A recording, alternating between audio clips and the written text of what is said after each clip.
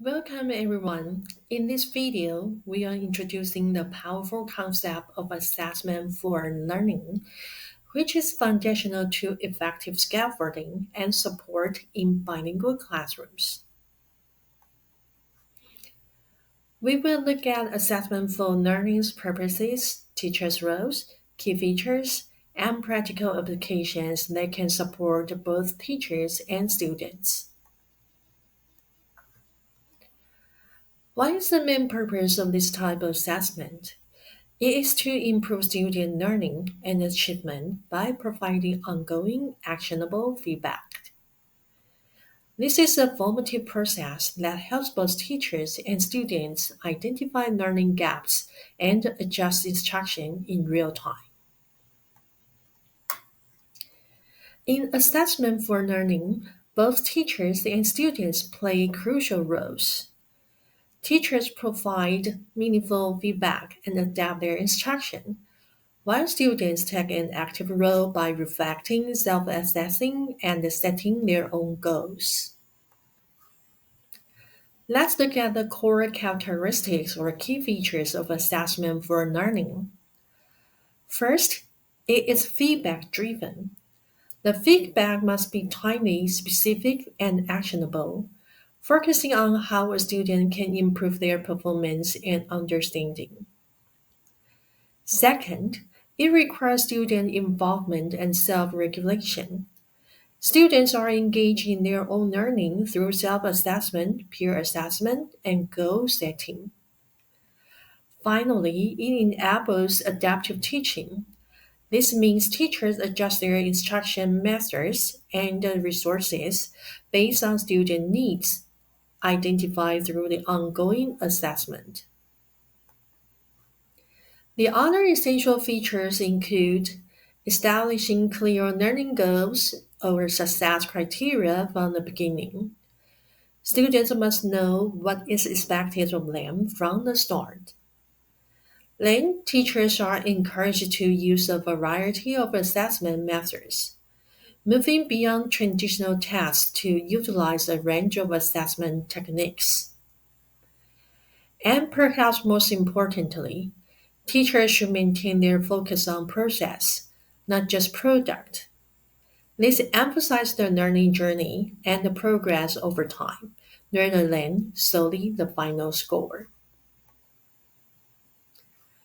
How does assessment for learning look in practice, especially in the language classroom? We can group the application into four key areas. First, eliciting evidence of learning. Second, giving feedback that moves learning forward. Third, peer assessment. And last, portfolio assessment. These practices encourage both student participation and the continuous growth.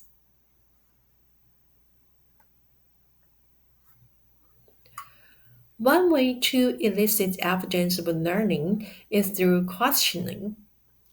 Teachers, students, and even peers can pose questions that check for understanding and encourage deeper thinking.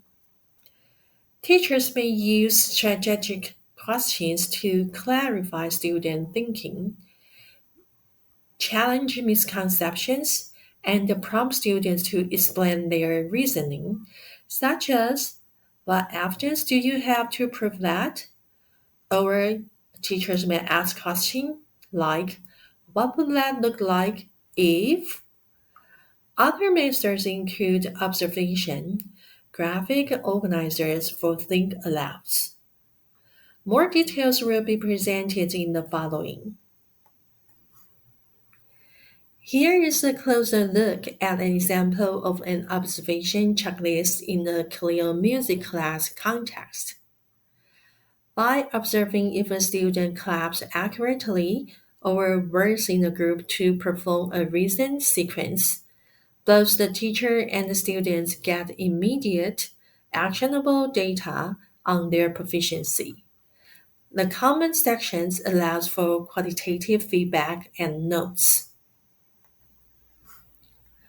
Graphic organizers are also frequently used to evidence students' learning situations. Here we present three examples. First, while reading a think aloud organizer help teachers and students know the student thinking process, including their use of comprehension strategies like making predictions, asking questions, or visualizing the descriptions. Or, after watching a video, an analogy table can be used to show what objects represent important things in one's life. Third, we can also use graphic organizers like the priorities of my life, circle, where students visually represent how they spend their time. To ensure feedback moves learning forward, teacher can use quick, immediate checks. Here is the example of the traffic light methods. Using cars to signal go, I understand. Or wait, I need something. Or stop, I don't understand.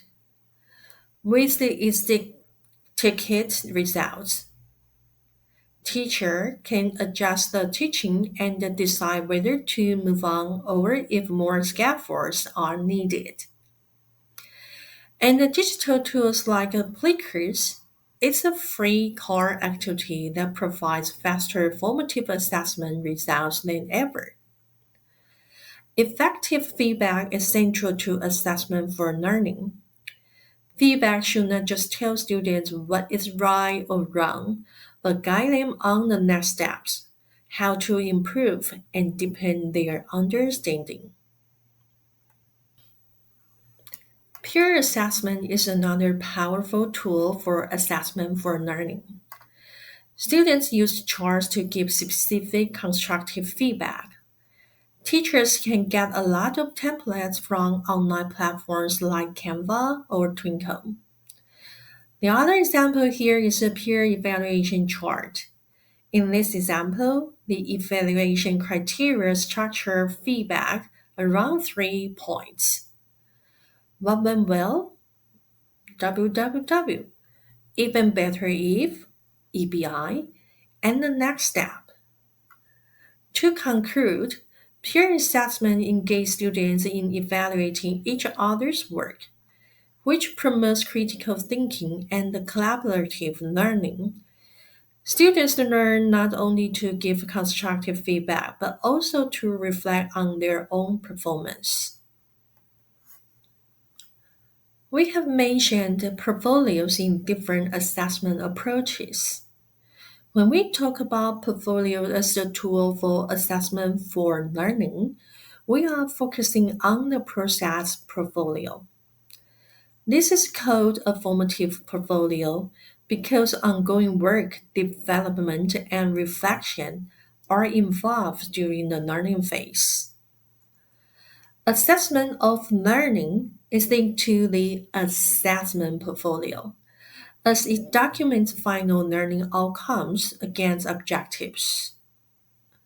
The showcase portfolio, which often represents the accumulation of a student's best work after learning, aligns well with assessment as learning, where students reflect on and take ownership of their achieved learning.